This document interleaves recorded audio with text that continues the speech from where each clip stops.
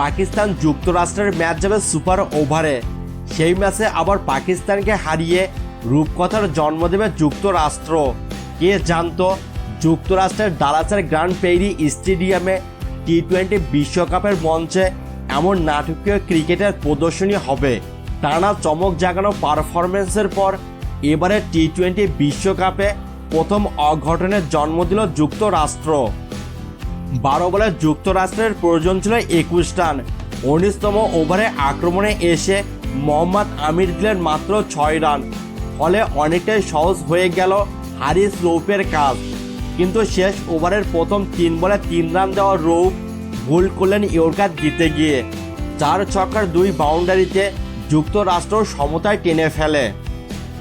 শেষ বলে জিততে যুক্তরাষ্ট্রের দরকার ছিল 5 রান। পাকিস্তানের পেসার মোহাম্মদ রৌফের করা সেই বলে স্ট্রাইকে থাকা নীতিশ কুমার 4 মারলে ম্যাচ চলে যায় সুপার ওভারে। সুপার ওভারে প্রথমে ব্যাট করে যুক্তরাষ্ট্র। পাকিস্তানের হয়ে ডেথ ওভারে দুর্দান্ত বল করা আমিরের হাতে বল তুলে দেওয়া হয় সুপার ওভারে। তবে এবার আর চাপটা নিতে পারেননি তিনি। প্রথম বলে বাউন্ডারি হজম করেন এই বাঁহাতি পেসার। ওই ওভারে 3টি ওয়াইড দেন আমির, ফলে রান গিয়ে দাঁড়ায় 7-এ। ফলে একটি মাত্র 4 মেরেও 18 রান পেয়ে যায় যুক্তরাষ্ট্র। পাকিস্তানের সেই রান তাড়ায় ম্যাচ পেন্ডুলামের মতো দুদিকে ঘুরছিল। পাকিস্তানের হয়ে 19 রান তাড়া করতে নামেন ইফতিখার আহমেদ ও ফখর জামান। যুক্তরাষ্ট্রের হয়ে বল হাতে নেন সৌরভ নেত্রাভাকার। প্রথম বলে তিনি দেন ডট, পরের বলে বাউন্ডারি হাঁকান ইফতিখার, তৃতীয় বলে ক্যাচ দিয়ে ফেরেন তিনি। ব্যাটিংয়ে আসেন শাদাব খান। চতুর্থ বল হয় ওয়াইড, পরের বল লেগ বাই থেকে 4। পঞ্চম বলে শাদাব নেন মাত্র 2 রান। শেষ বলে ছক্কা হলে ম্যাচ আবার টাই হয়ে যেত, কিন্তু শাদাব নিতে পারেন মাত্র 1 রান। 1 উইকেটে 13 রানে থামে পাকিস্তান। সুপার ওভারের 5 রানের জয় নিয়ে মাঠ ছাড়ে যুক্তরাষ্ট্র।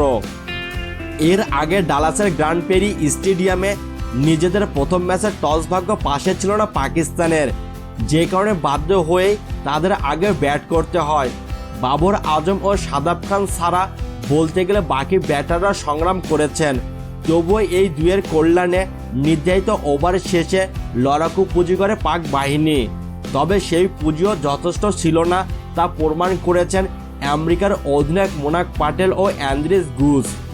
4 পেসারে করা পাকিস্তানের শক্ত বোলিং লাইন আপকে তারা পাত্তাই দেয়নি। যদিও স্টিফেন টেইলরের সঙ্গে প্যাটেলের ওপেনিং জুটি ছিল ধীর গতির। 5 ওভারে 36 রান তুলতেই টেইলরের বিদায় ভাঙে সেই জুটি। দ্বিতীয় উইকেট জুটিতে গুজের সঙ্গে 68 রান যোগ করেন মার্কিন অধিনায়ক প্যাটেল। 35 রান করা গুজকে ফিরিয়ে ব্রেক থ্রু দিয়ে দেন রৌফ। আমিরের বলে প্যাটেল 50 করে ফিরলে হালে পানি পায় পাকিস্তান, কিন্তু আর সেটি শেষ পর্যন্ত স্থায়ী হয়নি, কারণ 35 বলে মাত্র 49 রান দরকার ছিল মার্কিনীদের। অ্যারন জোন্সের 36 আর নীতিশ কুমারের 14 রানের সুবাদে বিশ্বকাপের আয়োজকরা পেয়ে যায় 48 রান। বাবরের স্বপ্নের বাকি শেষকৃত্য সম্পন্ন হয় সুপার ওভারে। পাকিস্তানের হয়ে একটি করে উইকেট নিয়েছেন রৌফ, নাসিম শাহ ও মোহাম্মদ আমির। শাদাব শাহিনরা উইকেট শূন্য থাকার পাশাপাশি খরুচে বোলিং করেছেন। এর আগে ব্যাট করতে নেমে 6 ওভারে মাত্র 30 রান তুলতেই পাকিস্তান 3 উইকেট হারিয়ে বসে, যার শুরু হয় ওপেনার মোহাম্মদ রিজওয়ানকে দিয়ে। নেত্রকাভারের বলে স্লিপে ঝাঁপিয়ে দারুণ ক্যাচ নিয়েছেন স্টিফেন টেইলর। রিজওয়ান মাত্র 9 রান করে ফেরেন। বাবর তখনও রানের খাতা খোলেননি। এরপর তৃতীয় ওভারে আউট ওসমান খানও।